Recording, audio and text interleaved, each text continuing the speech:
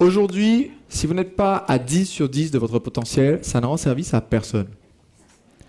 Quelqu'un m'a dit hier soir, écoute Sébastien, je pense qu'une des choses que les gens apprécient chez toi, c'est de son côté, tu ne laisses pas les gens être à moins de 10 sur 10.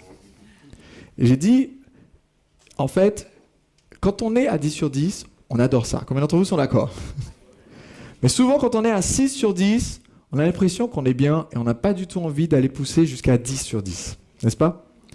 Et le problème, c'est que c'est quelque chose que j'essaie de pratiquer, et j'espère que vous l'avez ressenti dans ce week-end, que de dire, OK, comme je me donne à 10 sur 10, je peux honnêtement regarder quelqu'un dans les yeux et lui dire, bon ben, tu fais quoi là? 7? Sérieusement? Et du coup, ça va arriver tout le temps, ça m'arrive tout le temps dans ma vie, à cause de cette exigence pour d'autres, que la personne fasse « Ouais, mais non, là, ça fait chier quand même. »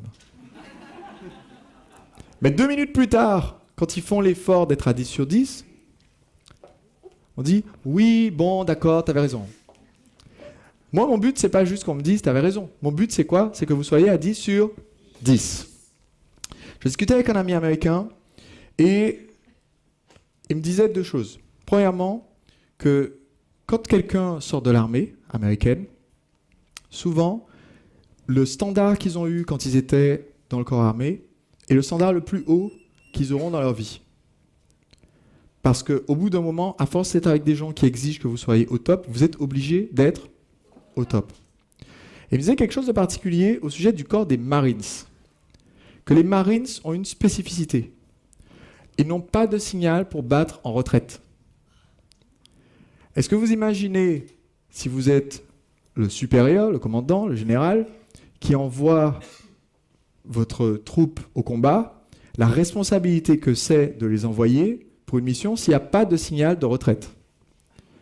Parce qu'en fait, ils doivent soit gagner, soit mourir. Donc du coup, est-ce que c'est motivant pour gagner? Donc ça veut dire qu'il faut être sûr de ses choix quand on envoie les Marines quelque part. C'est pour ça que quand on démarre le séminaire, qu'est-ce qu'on a défini en premier? La direction pour les 5 prochaines années. Parce qu'après, une fois qu'on se lance, une fois qu'on avance, autant être sûr de la direction dès le départ. Tout le monde me suit? Dans notre vie, on est souvent bloqué. On est au milieu, on est entre 2 choix. On n'est pas en mode Marines, on est en mode sofa. Et tant qu'on est bloqué, tant qu'on est entre 2 choix, qu'on ne prend pas de décision, qu'on n'avance pas, les choses, est-ce qu'elles changent autour de nous? Oui ou non? Non. Il y a une excellente vidéo, j'enverrai, je pense par email, une excellente vidéo de Zig Ziglar, elle est en anglais, mais il raconte en fait son interaction avec quelqu'un dans un de ses séminaires, qui dit, écoute Zig, les gens à mon boulot sont insupportables, c'est vraiment terrible, je déteste mon job, etc. Et il lui donne un exercice de développement personnel à faire. Et elle dit, ok, je vais le faire. Je ne vois pas du tout l'utilité, mais je vais le faire. Et il revient dans la même ville 1 ou 2 ans plus tard, et elle vient le voir, et lui dit, alors, qu'est-ce que ça a donné? Et elle lui dit, tu ne peux pas imaginer à quel point les gens ont changé. Dans votre vie, il est possible que vous attendiez que les gens changent, ou les circonstances changent, ou les clients changent, qu'ils soient prêts à payer plus du jour au lendemain. Alors qu'en fait, qu'est-ce qui doit changer?